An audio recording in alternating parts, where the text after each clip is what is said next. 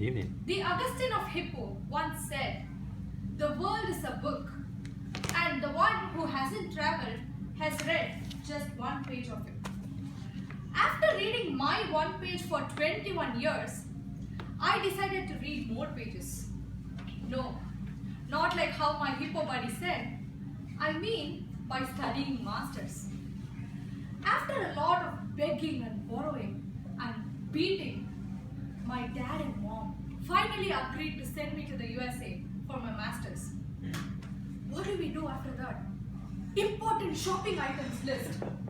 Yes, I got my sari, I got my bindis, I got my bangles. Yeah, the most important things. Because apparently everything else was available in the USA other than Indian culture. It was the night before my flight. My parents were happily sleeping. I woke up my dad. Dad, ATM. He said, "What? Do you need more money? Let me go get my wallet." I said, "Dad, when I said ATM, I meant I don't know how to use an ATM. I'm leaving to US in 5 hours. I don't know how to use an ATM." My dad said, "Every time you need money, you just come to me. I was your ATM all these days. Come, let me teach you." So at midnight, we went in search of an ATM. He taught me how to draw money. I was such an innocent girl. Little did I know then that I would go through 3 stages of migration on my move to USA. You, yes, yay. Let me explain. I landed in Florida in 2011, and there was this nice American lady, Shelly, who helped me settle down. She told me and my roommates, "Girls, this weekend it's my little boy Sam's birthday.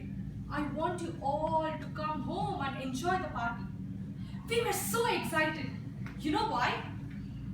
Because officially that was the first party in the USA for all of us. We were so excited we want to get a gift for Sam. So we went to the nearby dollar store. No, don't judge me. I was an Indian girl. I had just $100 in my hand, and all I could afford was a Dollar Tree. So we went to the Dollar Tree, got a gift for Sam, and we ran to Sherry's home. We were discussing what kind of clothes will he be wearing, what eye color is his. We were discussing. Suddenly, there came running little Sam to us, wagging his tail. Yeah, my first party in the USA was a dog's birthday party. That was the first cultural shock that I had. But after that, I grew up. I kind of held myself very well to all the other cultural shocks. Then I realized I needed some money to settle down and have my living expenses taken care of.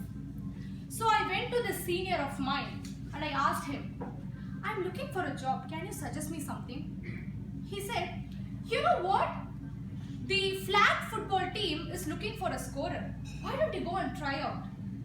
Remember, they are very formal people. Be formal." I know flag. I know football. What is flag football? I didn't have an idea. I went online, searched about flag football. I memorized all the rules and regulations. I watched the game videos back to back. I was ready. I reached the place of the interview and I asked the manager, "Sir, what is my job description?" He said, "That's simple. You know there are a lot of games that happen in our university, right? Every time there is a game, the game is always disrupted by pigeons. So your job is to keep them off the field." That moment, I had a plethora of emotions I cannot say in words. But that is a good thing because it got me to the first stage of my migration. You. Trust no one but yourself. By the way, I'm looking for that senior. You know what I'll do if I catch hold of him? I'll shoo him away just like the pigeons this time. Then my classes started and then I was trying to decide what courses that I must choose. So all my friends and seniors said, "Take any course that you want but avoid this one particular course." But then I just went through the first stage. You. Trust no one but you. So I chose that particular course. Then I realized why they wanted me not to take that course. Apparently, that course was of no use for my major and it was damn tough. I sank like anything in the course. But that was the time I went to the second stage of my migration. Yes, I owned my mistake. Yes, I made a mistake. That helped me finally get out of it, and I became more confident and went on for the next 1.5 years, and I graduated my master's. That brought me to the third stage of my migration, where I can finally say yay because I graduated.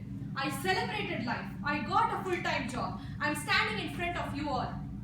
So, this was the story of how I went through my migration of you, yes, yay.